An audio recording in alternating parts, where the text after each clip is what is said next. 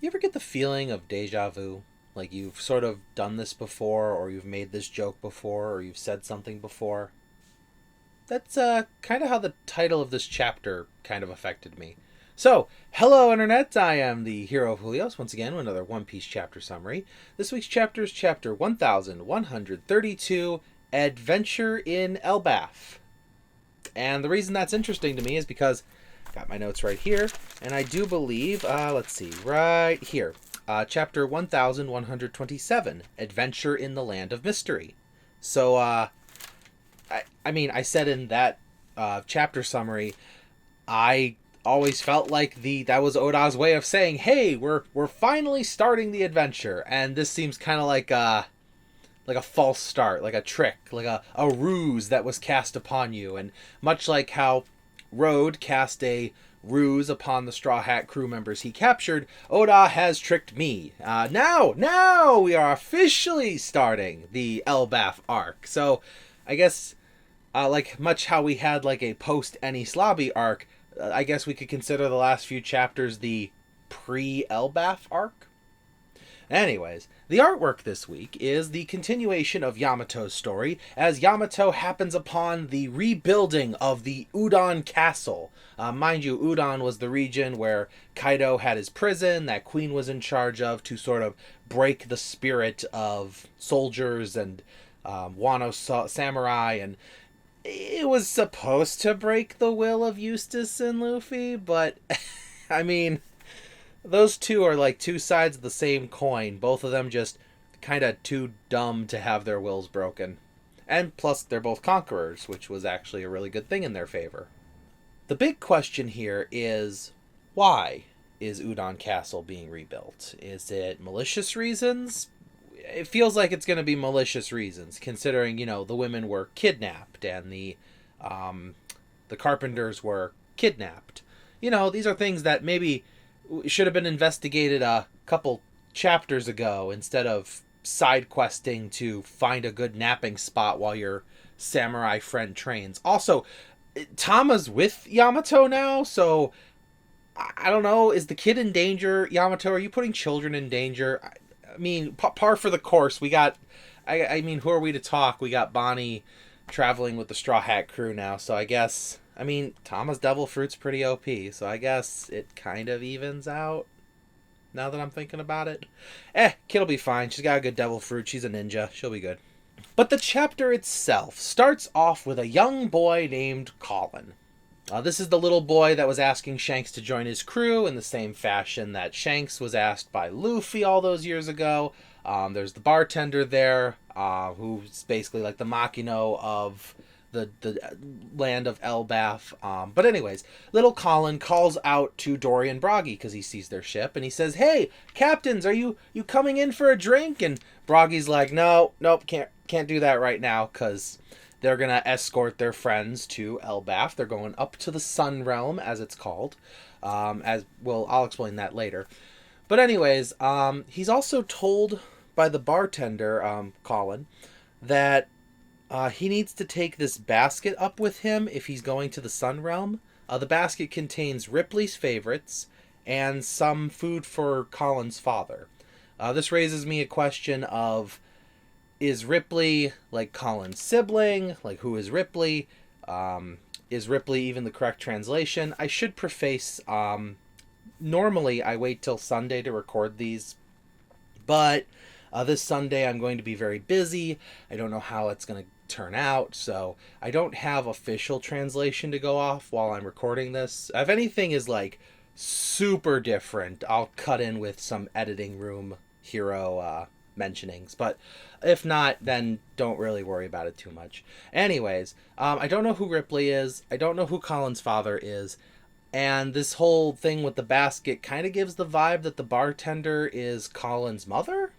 So maybe not. Well, Makino was kind of like a motherly figure to Luffy. Not exactly his mother, because that's the Don. But in addition to little Colin calling out to the great Eric and Dory and Broggy, we also see that Stanson and Haruden have caught up to the great Eric. They caught the giant beast that they were going to use for their feast for Luffy, and they kind of like tether themselves to the great Eric to follow them, because they're just in time for a rainbow, which, I mean, is pretty, but that's not really a pressing matter when you're trying to transport something.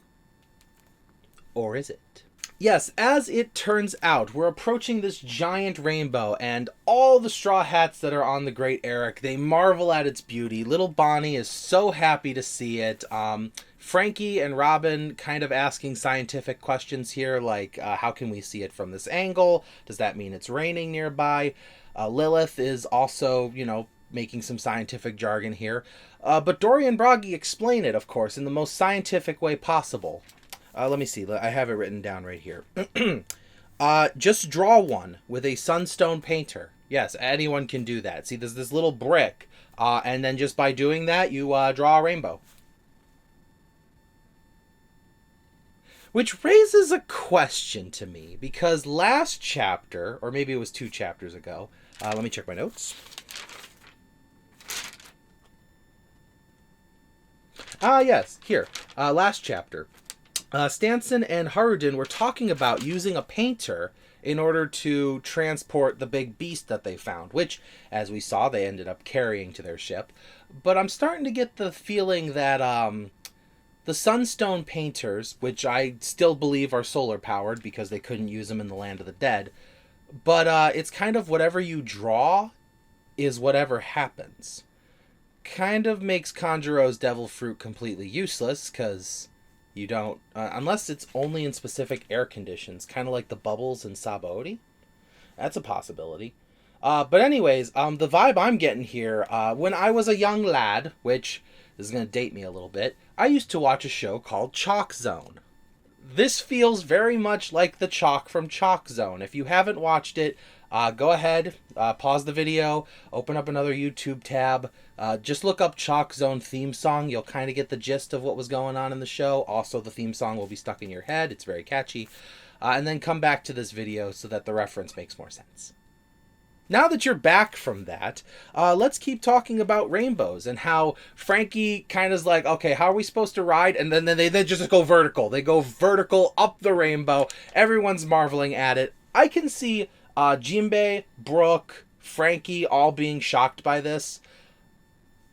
Robin's been up the knock-up stream, so this really isn't the first time she's gone vertical. I do like that she grabbed Bonnie to hold on to her, because, the knock-up stream is like an all-or-nothing kind of deal, so this might be a similar thing. But eventually they reach the top of the rainbow, and it is pretty. Bonnie even mentions the sound of shimmering as they go across it, and Dory and Broggy tell us that the currents here are so smooth that even the lightest of paddling will just allow you to coast along. So there's almost no resistance when you ride on a rainbow. As they're saying this, Frankie brings up the scientific impossibilities of this. Jinbei's very interested in it. Brooke's singing about being sake, and when asked about how is this possible, because rainbows are just a refraction of light through the use of rain droplets in the air, Dory and Broggy simply explain rainbows are meant to be crossed. It's One Piece. Meanwhile, down below, where the rainbow isn't, we see Gerd and Goldberg. They are currently running after the Straw Hat crew as they were, and Luffy comes launching up from the Land of the Dead, because he was down below with Loki, landing right in front of Gerd and Goldberg, sees the Thousand Sunny, and he's like, hey, you guys have my ship. And Gerd's like, wait, you're Straw Hat Luffy. We're with Haruden. And Luffy's like, I love that guy.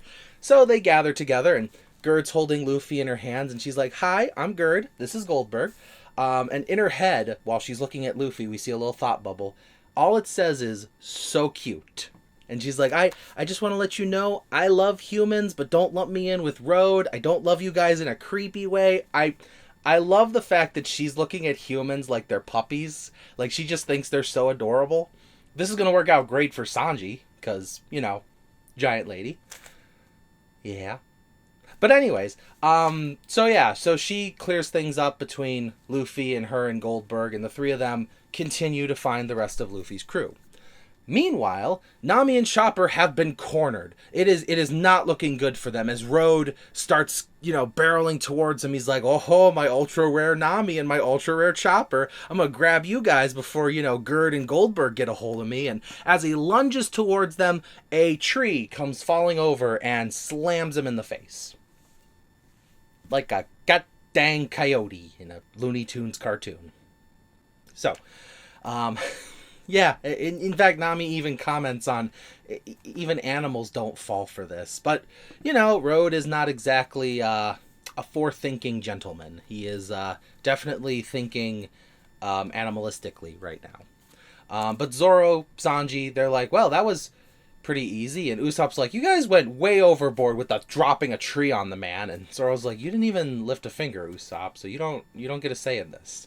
And that's when Gerd and Goldberg finally catch up. And Usopp is panicking, and Zoro and Sanji are ready for a fight because, they were being chased. They're pretty sure these guys are against them. And Road, as he's getting up from the tree in his face, he's like, oh, that voice, that sounds like the lovely Miss Gerd. Oh, she's gonna come and help me, as she and Goldberg just wail on him. So they clear everything up. Gerd talks about her love of humans, and Goldberg's, just kind of there. He's just hanging out as Road has been apprehended for his crimes. So it seems the vibe is Road is the only member of the new Giant Warriors who doesn't respect Luffy. The rest of them either are ride and died with their captain, or like Gerd, where I guess I'm just getting the vibe she just really likes humans. I think they fascinate her to an extent.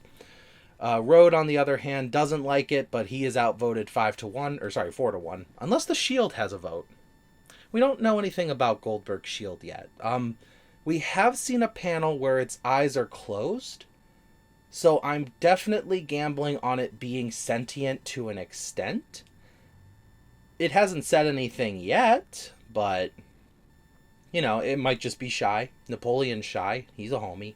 If the Shield is a homie. Again, kind of making a lot of assumptions here while I'm here. So as Gerd is, gathering up the Straw Hats to carry them, Usopp, Chopper, and Luffy get way too excited, and they just sprint on ahead because they heard the village is that way. Gerd said it was safe to walk on the island clouds, which there are some island clouds here. And as the three of them head that way, Gerd is carrying the others. They end up right by the Rainbow Bridge, and we see the great Eric and the rest of the crew, and everyone's reunited. I'm not going to lie to you. I think this is a new record, or at least a very recent new record. The crew, let me think. Let's see. We got to Fishman Island, and the crew was immediately separated by the current. I don't think it took them, well, it actually did take them a bit to get back together. Yeah, because they went to Ryugu Palace, some of them went to the Sea Grove, some of them went to the Mermaid Cafe. Yeah, okay, so that was Punk Hazard, the crew was together and then immediately split up. And it took quite some time for them to get all back together. Let's see. Zoe wasn't next. Next was Dressrosa. But then, Dressrosa all the way, because Sanji wasn't at Zoe, so all the way to Whole Cake Island, then Wano, and the crew spent like 80% of the New World not together. That's what made the chapter where they all got back together so cool. That's why episode 1000 was so cool in the anime, because the crew was together again, like for real. Anyways, but I actually did the math here. 6 chapters. That's all it took. That's all it took for the crew to get back together. That's amazing. We actually might just have a crew-centric arc, which I would love. I may have focused on that a little too much. But anyways, Bragi proceeds to explain that Elbaph is in 3 different levels. There is the land of the sun, there is the land of the heavens, and then there is the land of the dead. Not in that order. It's heavens, sun, dead. And currently, the village we're going to is the one on the sun level. I don't know if it's the village or if it's a village. It's kind of hard to keep proportions in mind here. If you take a look, there's this lovely panel that shows off the village of Elbaph.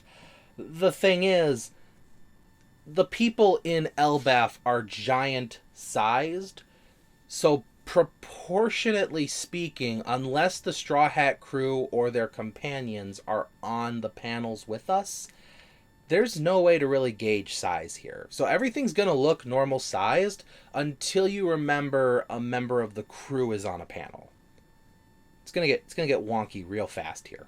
But the most important thing to keep in mind with this panel page is Luffy and Usopp looking upon the splendor that is Elbaph. And we even see a little panel of the two of them on the Going Merry together as they're both cheering and singing how they're gonna go to Elbaph someday.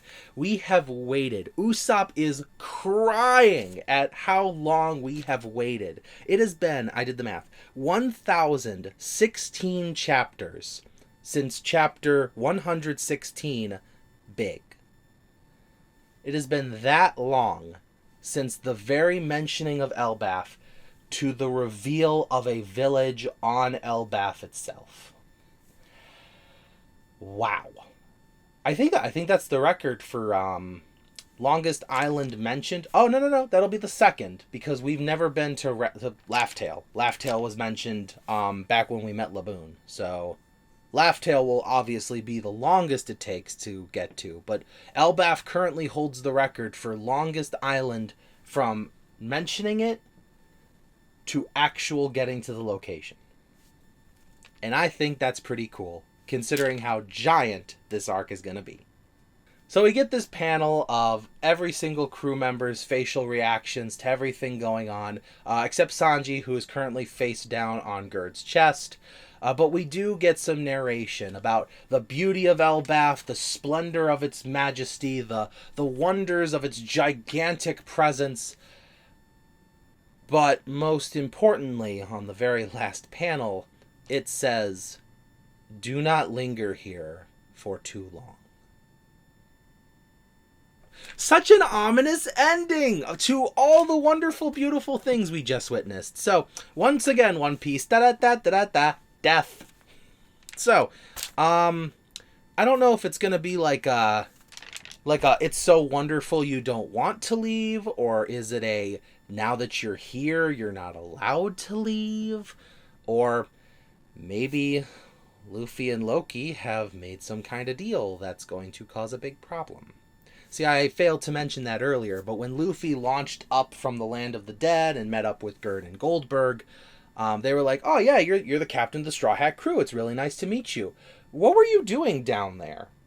And Luffy just kind of freezes as we get a little flashback of him with Loki. And Loki's like, "Now remember, Luffy, I who is chained up here, do not tell anyone about our meeting. We need to keep this a secret. We have a deal, Straw Hat." So, is Luffy going to have to hold on to a secret? Because Luffy can barely hold on to, the restraint of not eating food. This is going to be interesting. And more importantly, is Luffy going to be able to lie to his crew? Because if Zoro or Sanji or Nami or Usopp, who were right there, Chopper too, who were right there when Luffy jumped off because he heard something, what if any of them ask him? What if Zoro says, "Hey Luffy, I sensed something down there too. What did you go after?" Is Luffy going to be able to lie to his crew?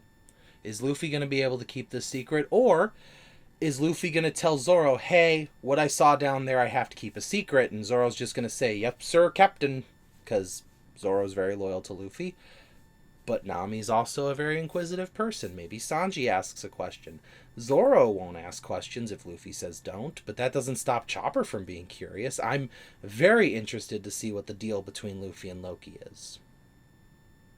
But hey, that's going to be for next week's chapter, which apparently we don't have a break. I do pray for Oda's health because, gosh darn it, I don't want something bad to happen to him. I've told many people I am perfectly okay with us going to a once monthly chapter if I have to, as long as One Piece ends. As long as we actually get to see the ending, through Oda's intentions. Not just because Oda, bucked the kick it and his editor told us the ending. But enough about Dark Thoughts. Let me know in the comments below what you think is Luffy's dark deal with Loki, and what other crazy things do you think are going to be drawn with this magic rainbow chalk tape or chalk rock or whatever it is, the Sunstones. It seems pretty cool, and I'm looking forward to it. Thank you for watching as always, and I will see you in the next video. This is the Hero of Julios, Xing out.